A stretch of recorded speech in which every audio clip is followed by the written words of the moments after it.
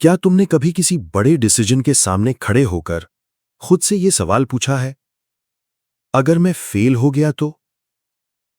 और इसी एक सवाल की वजह से तुमने वो कदम उठाने से पहले ही अपने आप को रोक लिया? यही वो जगह है जहां ज्यादातर लोग अपनी जिंदगी में रुक जाते हैं, क्योंकि वो रिस्क से डरते हैं। लेकिन हकीकत यह है, जिंदगी में सबसे बड़ा रिस्क कोई रिस्क ना लेना है। हमें बचपन से सिखाया जाता है, सेफ रहो, गलती ना करो, रिस्क ना लो, कंफर्टेबल रहो। लेकिन दुनिया के तमाम बड़े कामयाब लोग कंफर्ट जोन में नहीं बैठे रहे। उन्होंने कैलकुलेटेड रिस्क्स लिए। और यही है the art of risk. Risk का मतलब बेवकूफी नहीं होता। रिस्क का मतलब होता है अनसर्टेनिटी के बावजूद एक्शन लेना। यह ब्लाइंड जंप नहीं है, यह अवेयर डिसीजन है। सबसे पहले यह समझना जरूरी है कि फियर क्यों होता है। फियर एक सर्वाइवल मैकेनिज्म है, यह हमें डेंजर से बचाता है। लेकिन मॉडर्न लाइफ में अक्सर हमारा फियर रियल डेंजर नहीं होता, यह इमेजिन्ड डेंजर होता है। तुम पब्लिक स्पीकिंग से डरते हो, लेकिन वो जानलेवा नहीं है। तुम बिजनेस स्टार्ट करने से डरते हो, लेकिन वो लाइफ थ्रेटनिंग नहीं है। तुम रिजेक्शन से डरते हो, लेकिन वो सर्वाइवल इशू नहीं है।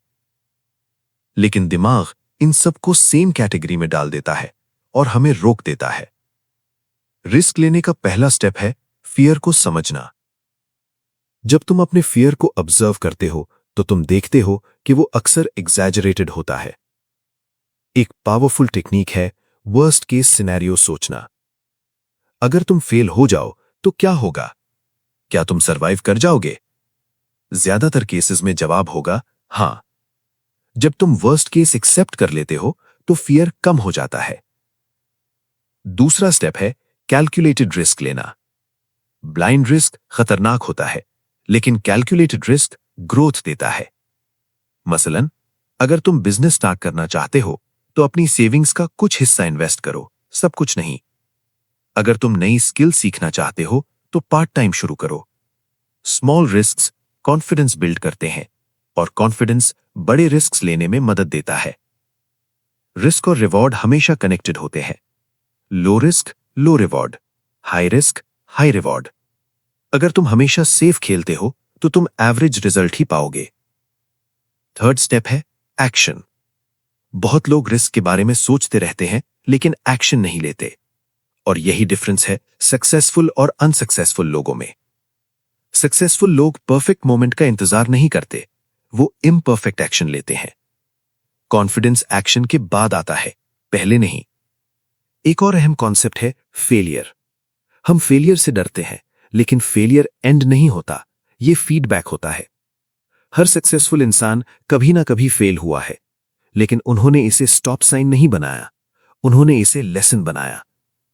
रिस्क लेने का मतलब यह नहीं कि तुम हमेशा जीतोगे, लेकिन यह जरूर है कि तुम सीखोगे।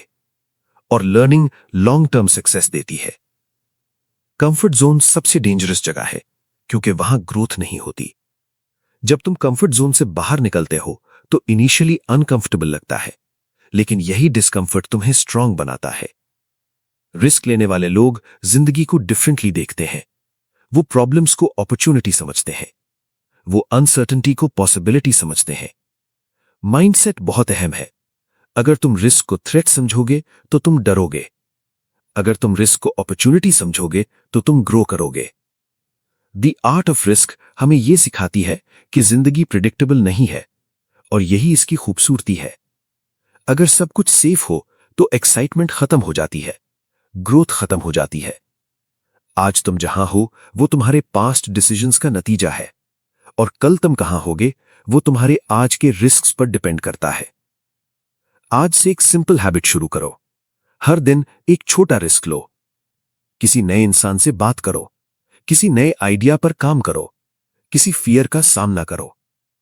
छोटे रिस्क्स आहिस्ता आहिस्ता तुम्हारी आइडेंटिटी बदल देते हैं, और एक दिन तुम वो इंसान बन जाते हो जो फियर के बावजूद एक्शन लेता है। अगर यह स्क्रिप्ट तुम्हें पावरफुल लगे तो कमेंट्स में लिखो रिस्क। लाइक करो, शेयर करो, सब्सक्राइब करो। और याद रखो, जिंदगी में सेफ रहकर कोई एक्स्ट्राऑर्डिनरी नहीं बनता। एक्स्ट्राऑर्डिनरी बनने के लिए रिस्क लेना पड़ता है।